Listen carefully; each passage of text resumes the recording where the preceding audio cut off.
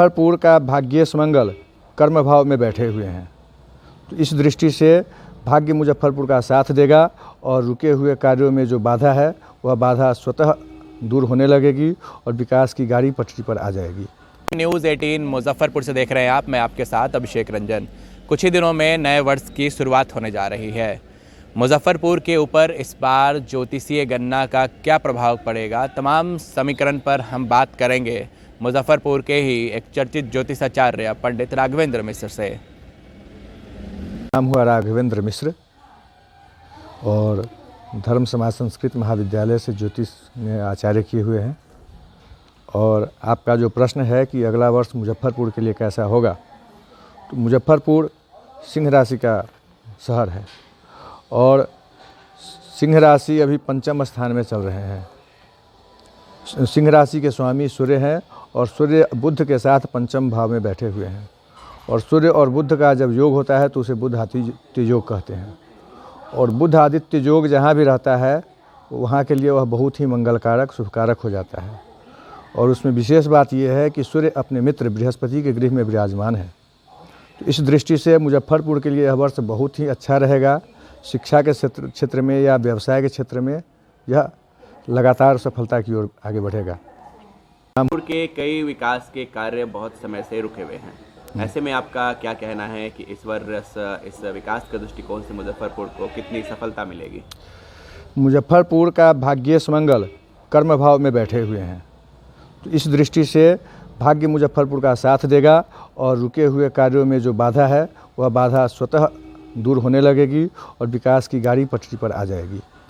नगर का प्रभाव नगर के नागरिकों पर ज्योतिषीय दृष्टिकोण से कितना पड़ता है, इस विषय पे क्या मत है आपका? मुजफ्फरपुर का अष्टमेश बृहस्पति स्वगृह में बैठे हुए हैं और जब अष्टमेश स्वगृह में हो जाते हैं तो अरिष्ट कारक ग्रह अनुकूल हो जाता है। वैसी स्थिति में शहर पर किसी प्रकार का अरिष्ट होने की संभावना ना के बराबर है।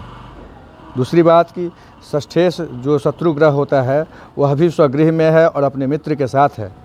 ऐसी स्थिति में मुजफ्फरपुर के विकास में जो बाधक हैं या लोगों के कल्याण में जो बाधक है, लोगों के जो शत्रु हैं, वे लोग स्वतः अनुकूल होते जाएंगे, अर्थात मुजफ्फरपुर में शत्रुता की भाव पहले से कम होगी। मुजफ्फरपुर के विकास में जो बाधक है वो घटेंगे और सहयोग करने वालों की संख्या बढ़ेगी। ये मुजफ्फरपुर का मतलब मुजफ्फरपुर में रहने वाले जो भी लोग हैं, बाहर से भी आकर अगर रह रहे हैं तो जो लोग जहाँ रहते हैं वहाँ का स्थानीय प्रभाव ही उन पर पड़ता है। और मुजफ्फरपुर का स्थानीय प्रभाव इस बार अच्छा चल रहा है, हर दृष्टि से अच्छा रहेगा। इसलिए यहाँ के रहने वाले लोगों के शिक्षा में भी पहले से गुणात्मक सुधार होगा, रोजगार के क्षेत्र में भी सफलता मिलेगी। आगामी नव वर्ष को सुखद बनाने के लिए मुजफ्फरपुर के नागरिकों को किन किन उपायों को करना चाहिए? देखिए, मुजफ्फरपुर ही नहीं पूरे विश्व के लिए सिर्फ एक ही बात है कि लग्न वर्ष प्रवेश में अष्टम भाव में राहु हैं जो रक्त विकार कारक हैं, बाकी कहीं से भी कोई अरिष्ट की बात नहीं है। तो इसलिए राहु के समन के लिए अगर भगवान शिव की उपासना लोग करते हैं तो सफलता में गुणात्मक सुधार होगा। मुजफ्फरपुर बाबा गरीबनाथ का क्षेत्र है, ऐसे में मुजफ्फरपुर वालों को विशेष तौर पे क्या करना चाहिए? यह तो मुजफ्फरपुर के लिए अच्छी बात है। भगवान शिव की आराधना से ही राहु का समन होता है और भगवान शिव का ही स्वरूप गरीबनाथ मुजफ्फरपुर के कुलदेवता हैं। तो अगर अपने कुलदेवता को लोग याद करेंगे, उनकी सेवा करेंगे तो और अधिक सुरक्षित रहेंगे और अधिक आनंद से रहेंगे। यहाँ किसी प्रकार का कोई अरिष्ट नहीं हो पाएगा। आगामी 2023 पूरी अगर मिलाकर के चर्चा करें तो कैसा रहने वाला है मुजफ्फरपुर वालों के लिए? बहुत बढ़िया है। स्वास्थ्य के दृष्टिकोण से हर दृष्टि से अच्छा है। स्वास्थ्य में भी सुधार होगा, पहले से कम लोग अस्वस्थ होंगे, पहले से कम शत्रु होगा। विकास की दृष्टि से अच्छा है, पहले से ज़्यादा विकास होगा। रुके हुए काम इस बार पूरे होंगे, निश्चित उसमें सुधार होगा। प्रथम दिन लोगों को ऐसी क्या क्या चीज़ें करनी चाहिए जिनसे उनके ज्योतिषीय गणना पर सकारात्मक प्रभाव पड़े? देखिए, 31 दिसंबर शनिवार नवमी तिथि को वर्ष की समाप्ति हो रही है। नवमी को शनिवार को नवमी तिथि योग बनता है।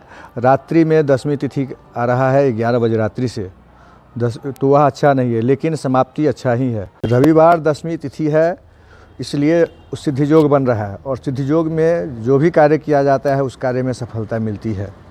और रविवार भगवान सूर्य का दिन है इसलिए भगवान सूर्य को अर्घ्य देवें लोग, उसमें लाल फूल और सिंदूर डालकर अर्घ्य देवें तो बहुत ही लाभदायक रहेगा। और खीर पूड़ी का भोजन अगर करते हैं तो वह भी सुंदर रहेगा। स्वयं खीर पूड़ी का भोजन करें और अपने इष्ट मित्रों को भी खिलावें, बहुत ही अच्छा रहेगा।